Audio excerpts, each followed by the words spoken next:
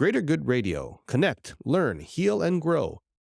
Back in the 70s, I think as a young boy, even back younger than that, things that were considered native Hawaiian were not of sources of pride, were not sources of dignity. It was the opposite. I remember my grandmother, pure Hawaiian, lived in Hokulea. She had a big pune'e where she would tell stories. My mom and dad worked more than full-time jobs. And older brother and older sister would get dropped off. It was then, when I was about 4 years old, that she would tell these extraordinary storyteller. She would have this big pune'e where she would meditate and rest and share those stories. Her stories were, as I recall, were of two separate parts of who she was as a human being. One was being Hawaiian, and she would talk about her childhood and her grandfather, who was a great fisherman. When she talked about him, it was mostly, you could see it in her eyes, that very powerful love and great respect and pride of he being Hawaiian and an ocean person, and she would take her eyes and look right at you and make sure you understood. That was a source of pride.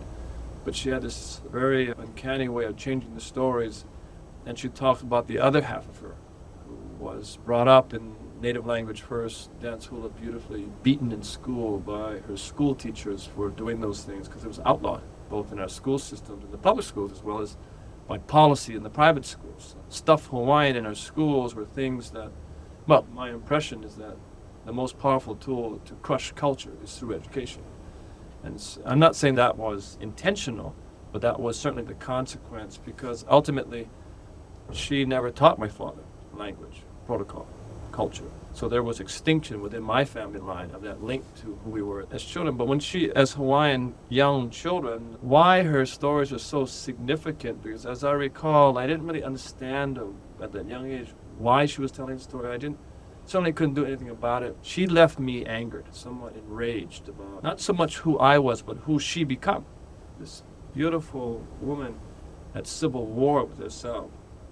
Almost, maybe, I guess, in hindsight, the reason why she would share such stories was to prepare me.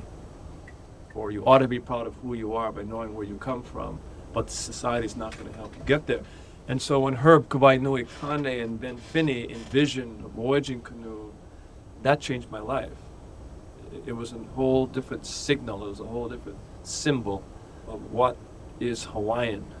It was articulating a new vision that arguably they were the greatest explorers on the face of the earth. Very new kinds of definitions about being Hawaiian. Typically, we're second rate, most likely to fail in this new society of Hawaii. So it was a huge time of change.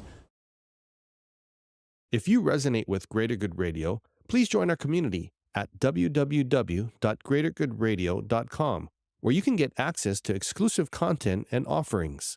Hope to see you soon.